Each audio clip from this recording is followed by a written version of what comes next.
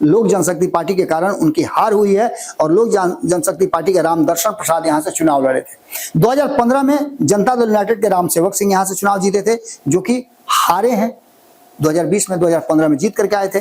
और यहां से हम से महाचंद्र प्रसाद सिंह थे जो हारे थे। 2010 की बात करें तो राम सेवक सिंह यहां से जीत करके आए थे और यहां से राष्ट्रीय जनता दल के राजेश कुमार सिंह हार गए थे। भोरे क्षेत्र जो है वो रिजर्व सीट है और यहाँ सुनील कुमार जीत करके आए हैं। पूर्व आईपीएस रहे हैं, आपको पता ही है, मंत्री भी हैं। यहाँ से भोरे से सीपीआईएमएल के जितेंद्र पासवान जो हैं वो 73,000 वोट लेकर के आए थे और 74,000 वोट लेकर के जीत हासिल किए थे सुनील सिंह। लेकिन उसके बावजूद भी इन्फ्लुएंस जो है यहाँ भारतीय जनता पार्टी का रहा है और भारतीय जनता पार्टी ही यहाँ, जदयू यहाँ लोकसभा जीत करके आती है और भारतीय जनता पार्टी यहाँ विधानसभा में कब्जा करती है।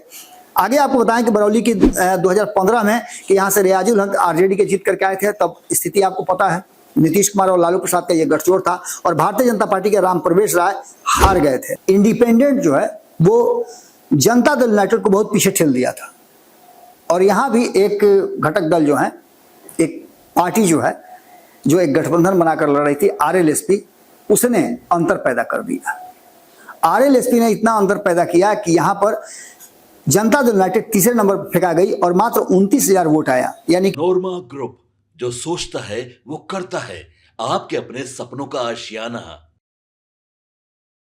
नमस्कार, एक बार फिर से आपका स्वागत करते हैं। भारत लाइव पर आप देख रहे हैं महाभारत 2025।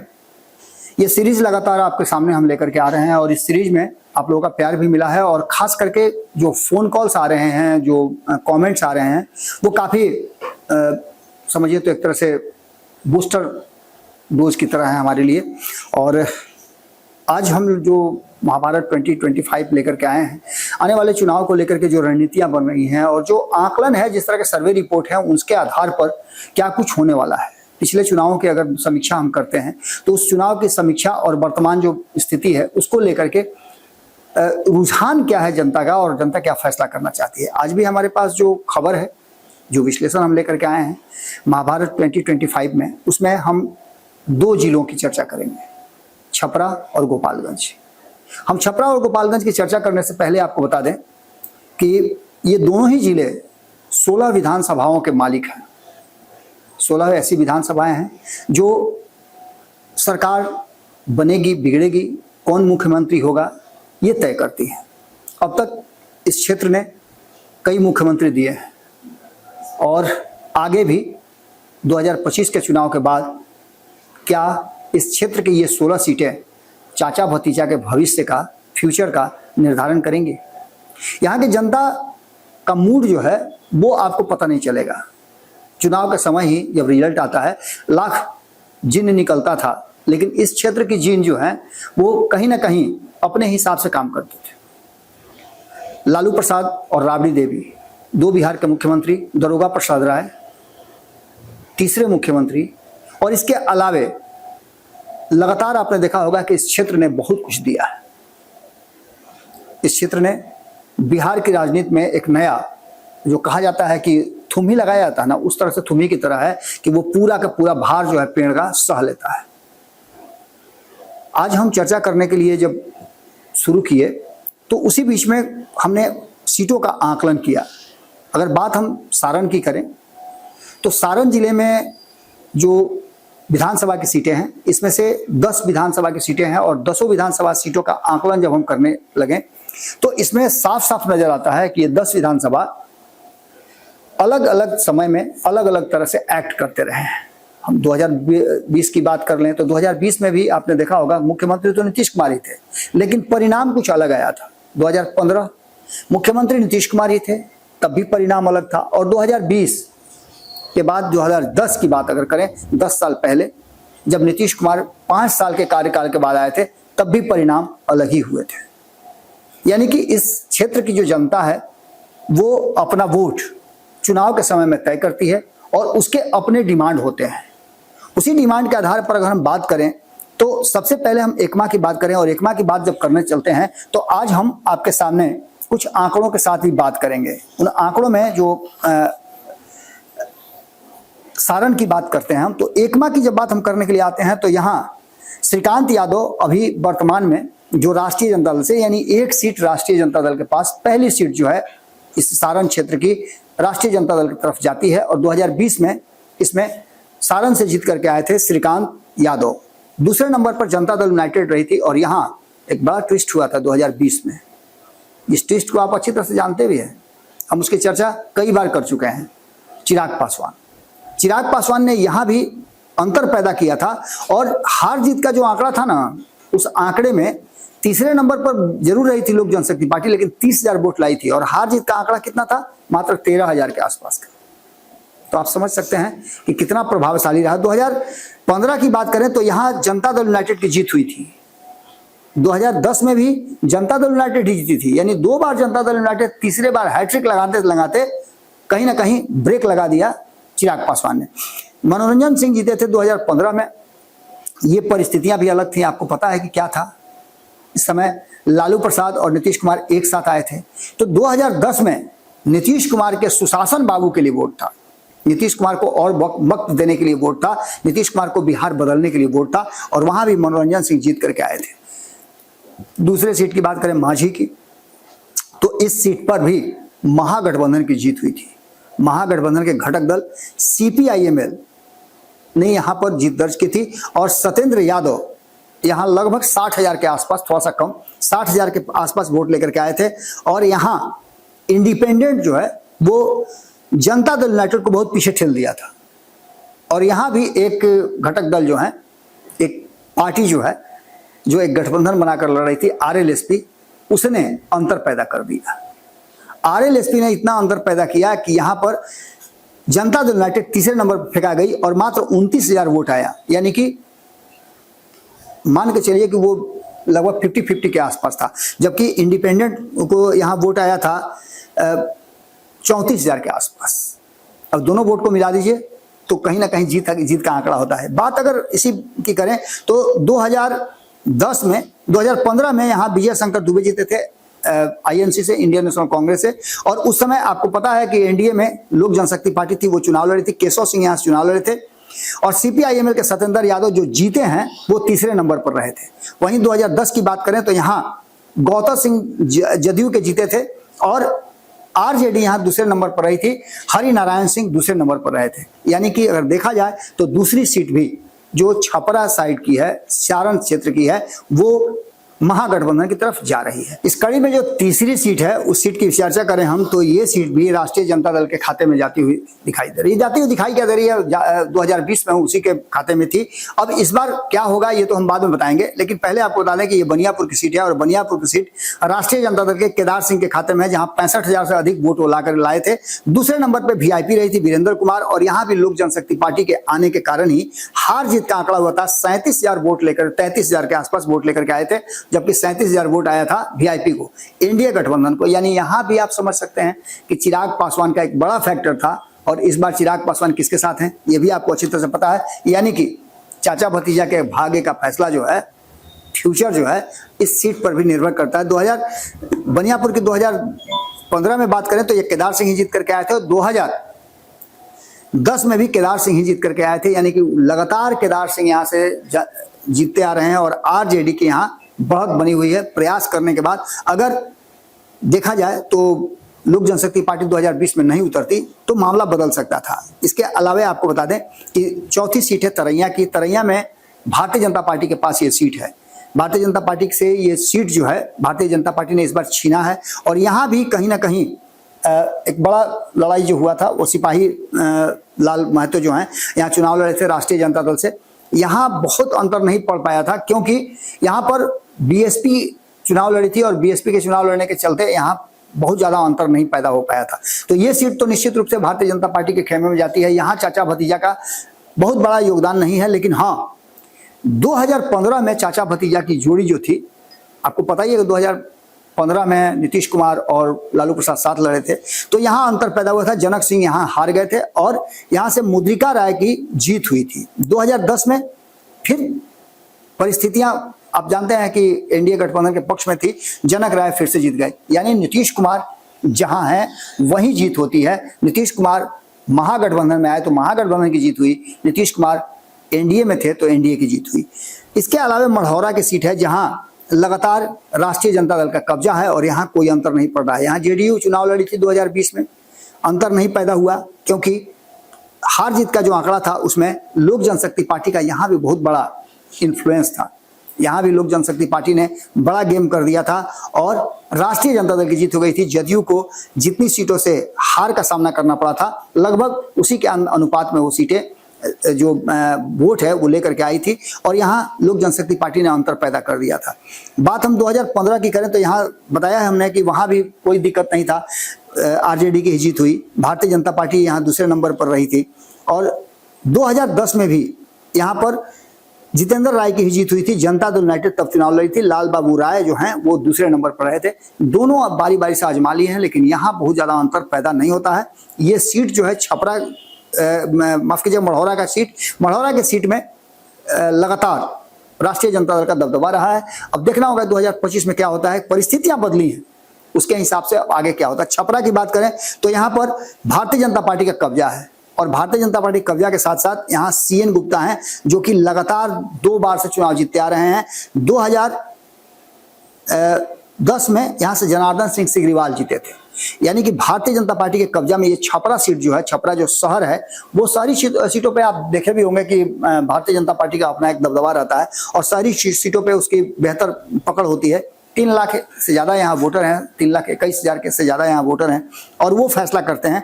बात करें हम तो ये नेक्स्ट सीट जो है 7वें नंबर की सीट जो है वो गरखा की सीट है।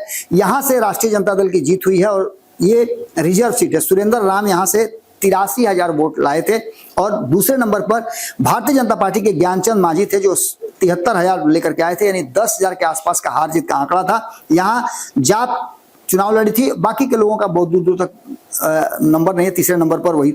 इसके बाद 2015 की बात करें तो यहाँ से मुनेश्वर चौधरी आरजेडी के जीते थे।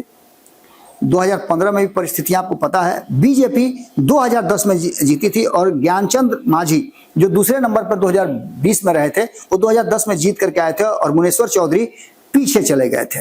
खैर इन सारी बातों के साथ साथ अब हम 8वीं सीट पे आते हैं तो ये अमनौर की सीट है और यहाँ भी उलट पलट होता रहा है। इस बार जनता दल यूनाइटेड से आकर के बीजेपी से टिकट लेकर के 2020 में चुनाव लड़े थे कृष्ण कुमार मंटू, जिन्हें 63,000 वोट मिला था और दूसरे नंबर पर यहाँ सुनील राय रहे थे। हालांकि यहाँ पर आरएलएसपी बहुत ज्यादा अंतर नहीं पैदा कर पाई, मात्र 5,000 से भी कम वोट आए थे। इसके चलते यहाँ बहुत ज्यादा अंतर नहीं पैदा हो पाया और यहाँ भारतीय जनता पार्टी की जीत हुई क्योंकि लोक जनशक्ति पार्टी यहाँ नहीं थी। भारतीय जनता पार्टी की जीत 2015 में भी हुई थी जब नीतीश कुमार के विरुद्ध हुआ था और वहां शत्रुघ्न तिवारी जो हैं वो चुनाव जीते थे। चोकर बाबा के नाम से भी उनको जाना जाता है। जनता दल यूनाइटेड के कृष्ण कुमार मंटू यहाँ दूसरे नंबर पर रहे थे। यहाँ 2015 में भारतीय जनता पार्टी जिन 53 सीटों में जीती थी उसमें से एक सीट ये भी था। इसके अलावा आपको बता दें यही शत्रुघ्न तिवारी का टिकट काट करके ही कृष्ण कुमार मंटू को टिकट दिया गया था। इसमें बड़ी खेल हुआ था। आपको 2020 याद होगा तो आपको याद होगा कि ये शत्रुघ्न तिवारी जो हैं बीजेपी ऑफिस के सामने कितना बड़ा ड्रामा हो रहा था। उसके अलावा आपको बताएं जदयू 2010 में कृष्ण कुमार मंटू जीत करके आए थे और ये उनका दूसरा टर्म है। इस बार मंत्री भी बनाए गए हैं, आपने देखा ही होगा। इसके बाद बात करें हम तो 9वीं सीट है परसा की। परसा सीट पर भी उतार चढ़ाव होता रहा है। यह राष्ट्रीय जनता दल के कब्जे में रहा है। छोटे लाल राय यहाँ से जीत करके आए हैं। इस बार 2020 में चंद्रिका राय जदयू से चुनाव लड़े थे, लालू प्रसाद के समधी हैं। आपको पता ही होगा कि क्या कुछ चल रहा है अभी वर्तमान बिहार की राजनीति में, फिर से चर्चा में आ गए हैं। और यहाँ पर राकेश कुमार लोक जनशक्ति पार्टी से चुनाव लड़े थे जिन्होंने अंतर पैदा किया था। हार जीत का अंतर बहुत बड़ा नहीं था लेकिन उससे कहीं ज्यादा वोट जो है वो एलजेपी को आया था, यानी एलजेपी यहाँ भी नीतीश कुमार को पिछड़ने में, नीतीश कुमार को पीछे ढकेलने में बड़ा रोल अपना रहा था। बात 2015 की करें तो यहाँ राष्ट्रीय जनता दल की जीत हुई थी और यहाँ डॉक्टर रामानुज यादव नहीं माफ कीजिएगा ये चंद्रिका राय, यहाँ से चंद्रिका राय जीत करके आए थे परसा से और चंद्रिका राय के अगेंस्ट में लोक जनशक्ति पार्टी से छोटे लाल राय चुनाव लड़े थे जो बाद में बीजेपी आरजेडी में चले गए थे। एलजेपी से आरजेडी में चले गए थे और छोटे लाल राय चुनाव लड़े थे जो कि 2015 के चुनाव में वो लोक जनशक्ति पार्टी से लड़े थे। और उस समय का स्थिति आपको पता ही है कि नीतीश कुमार और लालू प्रसाद एक साथ हुआ करते थे। 2010 की बात करें तो यहाँ से छोटे लाल राय जो हैं, छोटे लाल राय बार बार चेंज करते रहे हैं। 2010 में छोटे लाल राय जदयू के टिकट पर चुनाव जीते थे, यानी 2010 में जदयू के टिकट पर लड़े, 2015 में लोक जनशक्ति पार्टी से लड़े और 2020 में आरजेडी से चुनाव लड़ करके वो जीत करके आए। परिस्थितियां आपको पता ही है कि कांटे की टक्कर थी 2020 में। बात हम करते हैं 10वीं सीट की, और ये 10वीं सीट है सोनपुर की सीट। यहाँ पर क्लीन स्वीप है राष्ट्रीय जनता दल का। रामानुज प्रसाद, डॉक्टर रामानुज प्रसाद जो है 2022 में 73,000 वोट लेकर के आए थे, तब जीते। इसके बाद ये 2015 में भी जीते, और 2010 में यहाँ से विनय सिंह की जीत हुई थी। राबड़ी देवी यहाँ चुनाव लड़ी थी, ये बड़ा ट्विस्ट है। राबड़ी देवी चुनाव लड़ी थी और राबड़ी देवी यहाँ चुनाव हार गई थी लगभग 20,000 के आसपास वोटों से। अब समझ सकते हैं आप कि 2010 में क्या परिस्थितियां रही होंगी। यही वो समय था जहां मात्र 22 सीट लेकर के MY समीकरण की नीतीश कुमार के अगेंस्ट कोई भी दाव नहीं चला। लालू प्रसाद का जो जिन्न निकालते थे, जिनका एक अलग समीकरण था, कोई भी दाव इनका नहीं चला। और ऐसी स्थिति में आप समझ सकते हैं कि क्या हुआ होगा। तो ये सारण की जो 10 सीटें हैं, उन 10 सीटों का अगर हम नट सेल में आंकड़ा निकालें तो इसमें सीधे तौर पे दिखाई यही दे रहा है कि यहाँ बढ़त जो है वो महागठबंधन की है। और नीतीश कुमार जिधर रहते हैं पाला उधर बदलता है। इस बार भी नीतीश कुमार एनडीए गठबंधन में है, तो क्या पाला एनडीए गठबंधन की तरफ होगा? 2020 में भी थे, लेकिन 2020 में बहुत ज्यादा अंतर पैदा नहीं हो पाया था। अब इन परिस्थितियों को लेकर के हम जो आंकड़े की बात कर रहे थे, उसमें हम आगे अब बात करते हैं। उसका फिर नट सेल में हम बात करेंगे आपसे कि जो गोपालगंज के 6 विधानसभा हैं, उन विधानसभाओं की स्थिति क्या है। तो सबसे पहला जो है वो है बैकुंठपुर। बैकुंठपुर भी नरम गरम रहा है। बैकुंठपुर में बहुत सारे खेल भी होते रहे हैं, लव एंड हेट वाला बात भी चलता रहा है। बैकुंठपुर में 2020 की बात करें तो अभी यहाँ से प्रेम शंकर यादव चुनाव लड़ रहे हैं, चुनाव जीते हैं। केस मुकदमा भी चला इनको लेकर के। मिथिलेश तिवारी जो है दूसरे नंबर पर आए थे। मिथिलेश तिवारी को यहाँ जो वोट मिला था 56,000 मिला था, और 67,000 वोट लाए थे प्रेम शंकर यादव। इस पूरे एपिसोड में बहुत सारी बातें हुई थी। इसमें आपको याद होगा कि मनजीत सिंह भी यहाँ चुनाव लड़े थे, जो 43,000 वोट लेकर के आए थे।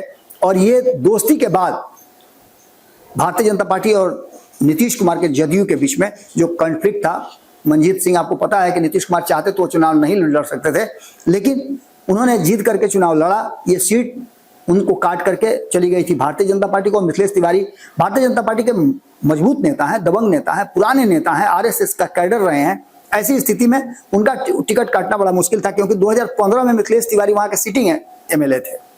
2015 में विकट परिस्थितियों में वो जीत करके आए थे, आपको याद होना चाहिए ये बात। नीतीश कुमार को कहा जाता है, मिथिलेश तिवारी खुद ही कहते हैं कि तब नीतीश कुमार की भरसक कोशिश थी कि मिथिलेश तिवारी हार जाए, लेकिन मिथिलेश तिवारी ने 2015 में अपना परचम लहरा दिया और वो जीत करके आए। मनजीत सिंह वहां से हारे थे, जदयू के थे। इसके बाद की कहानी अब आपको बताते हैं।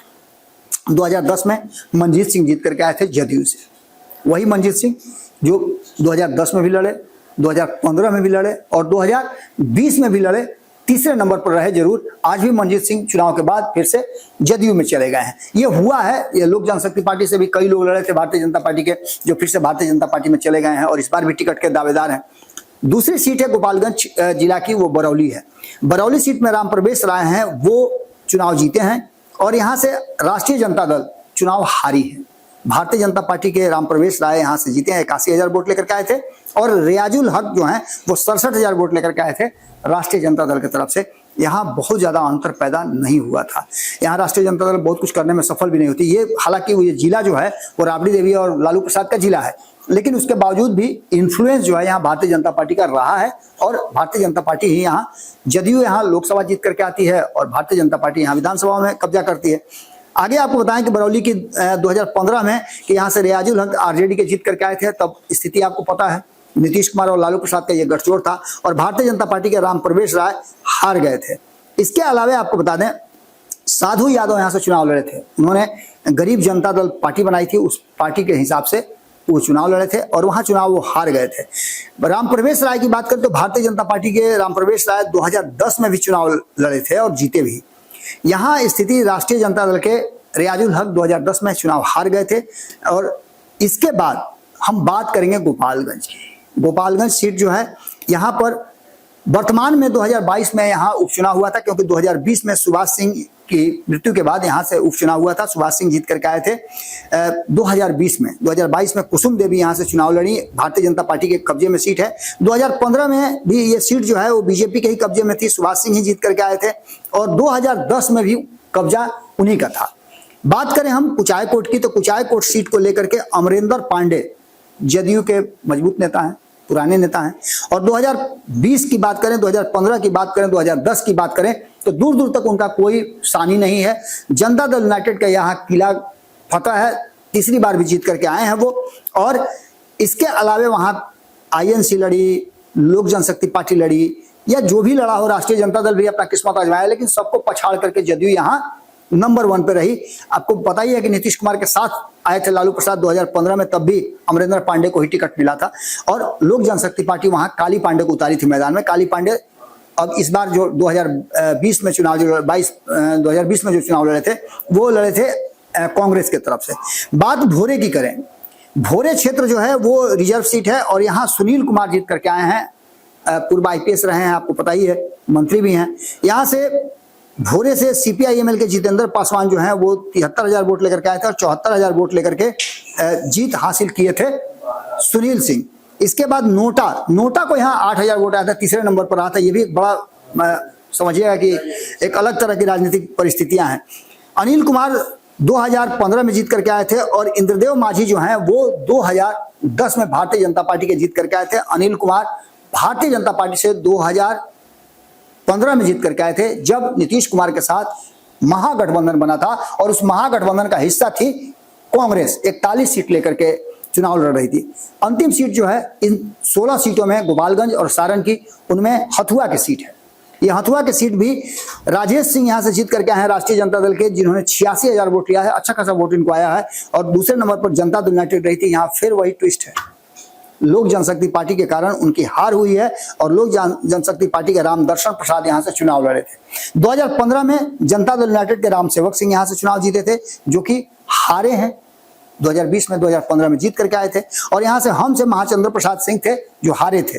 2010 की बात करें तो रामसेवक सिंह यहाँ से जीत करके आए थे और यहाँ से राष्ट्रीय जनता दल के राजेश कुमार सिंह हार गए थे।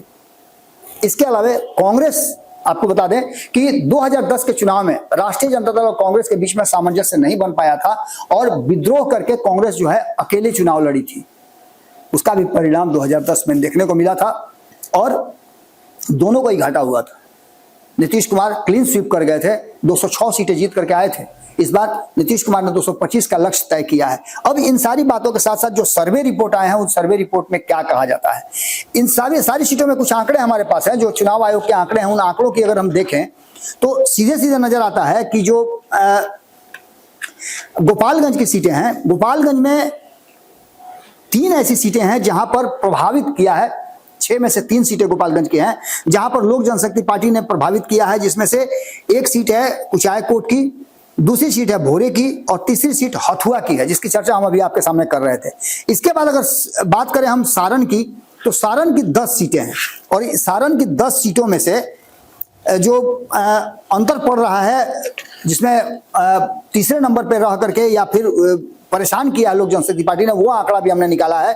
तो इन 10 सीटों में से 5 सीटें ऐसी हैं, 50% सीटों पे हार जीत का फैसला जो है वो लोक जनशक्ति पार्टी के कारण ही हुआ है। जैसे आप मान लीजिए एकमा का सीट, एकमा के सीट में जेडीयू जीती जरूर है, यहाँ आरजेडी हारी है, लेकिन यहाँ पर एलजेपी चुनाव लड़ी थी। माझी की बात करें तो जेडीयू वहां से जीती है और सत्येंद्र यादव नहीं, यहाँ से सत्येंद्र यादव, श्रीकांत यादव जीते हैं और ये अंतरराष्ट्रीय जनता दल यहाँ से जीती है, जबकि जदयू हारी है। जदयू की ही माधवी सिंह है जो हारी हैं और सत्येंद्र यादव यहाँ से जीते हैं। इसके अलावा वीआईपी के वीरेंद्र कुमार ओझा यहाँ से हारे हैं और यहाँ भी अंतर पड़ा है। तारकेश्वर सिंह यहाँ लोक जनशक्ति पार्टी से चुनाव लड़े थे। विनय कुमार जो हैं वो चुनाव लड़े थे हथुआ से। ये सारी चीजें जो है कहीं ना कहीं इस बात की तरफ इशारा कर रही है कि जो आंकड़े हमारे पास हैं, जो चुनाव आयोग के आंकड़े हैं, उसके हिसाब से भी ये पता चलता है कि कहीं ना कहीं लोक जनशक्ति पार्टी ने इन सीटों पे 10 में से 5 सीटों पे जो अपना प्रभाव डाला है, उसको लेकर के आंकड़े बदले हैं। अब हम आते हैं कि जो वर्तमान 2025 के लिए अलग अलग जांच एजेंसियां हैं, अलग अलग एजेंसी हैं जो सर्वे कर रही हैं। उन एजेंसियों की अगर बात करें तो इसमें जो समीकरण की बात की जा रही है, अभी तो सीट शेयरिंग का समझौता होना बाकी है। सीट शेयरिंग के समझौते को लेकर के हमने एक बड़ा विस्तृत रिपोर्ट दिया है, जिसमें हमने बताया है कि लगभग 30 के आसपास ऐसी सीटें हैं जिन सीटों पर लोक जनशक्ति पार्टी थोड़ा सा 19-20 करके अगर देखा जाए तो वो समझौता करने के लिए तैयार है।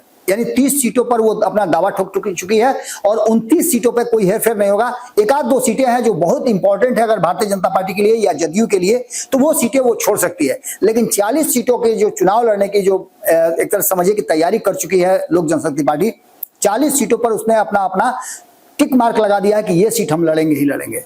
उन्हीं सीटों में से इसमें से भी 16 में से आपके 8 सीटें हैं, यानी 50% सीटें ऐसी हैं जो लोक जनशक्ति पार्टी के कारण हार जीत में बदलाव हुआ है। यही कारण है कि हम बार बार इस बात को कहने के लिए मजबूर हो रहे हैं कि छपरा और गोपालगंज की ये 16 सीटें हैं, खास करके ये सीटें प्रभावित करती हैं लालू प्रसाद से, प्रभावित होती हैं लालू प्रसाद से। इधर इन क्षेत्रों में वोट बैंक भी लालू प्रसाद का बेहतर है और सीटों के हिसाब से अगर देखें तो इसमें 2010 में 16 में से एनडीए गठबंधन को 14 सीटें आई थी।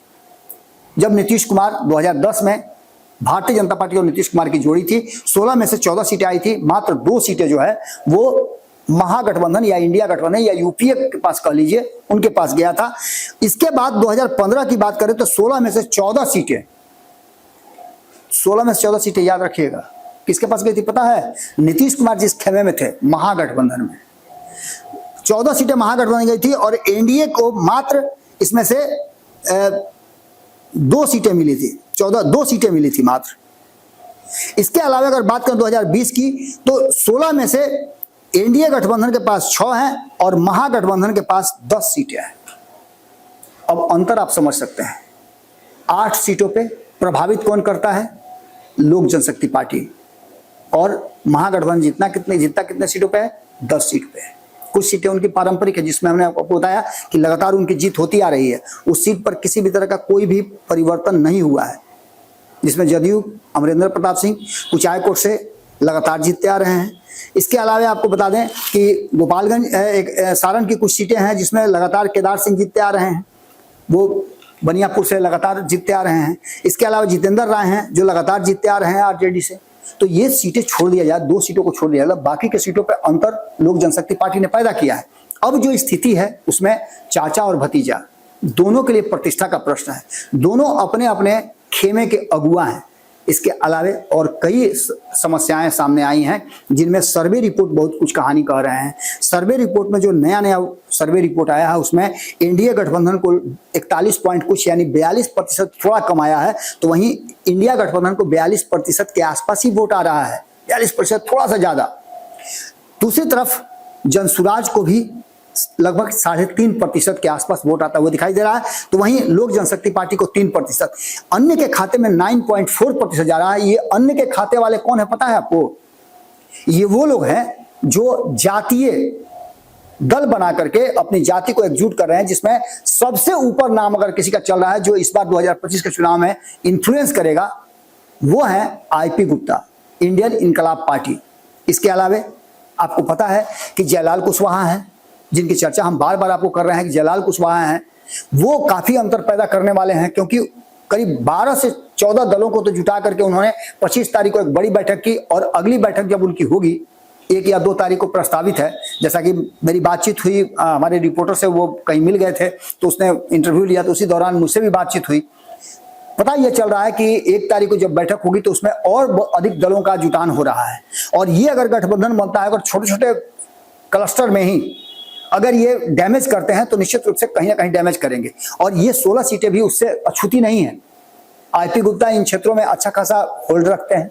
आपको मालूम होगा कि इन क्षेत्रों में वो अपने अभियान के दौरान, हाको रख पाने के दौरान काफी लंबा चौड़ा घूमे भी हैं और इन क्षेत्रों में उनके वोटर भी हैं। तो ऐसी स्थिति में कहीं ना कहीं ये दोनों चाचा भतीजा के लिए, चूंकि दोनों, मैं इसलिए दोनों की बात कर रहा हूं कि दोनों अपने अपने गठबंधन के अब तक अगुआ हैं और इन्हीं को मुख्यमंत्री का कैंडिडेट भी माना जा रहा है।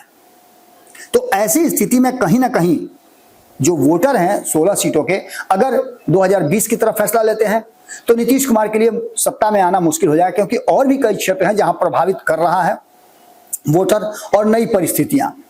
तो ऐसे में देखना दिलचस्प ये होगा कि ये लड़ाई किस दिशा में जाती है। 2025 में वोटर बहुत सोच समझ करके वोट करने वाला है।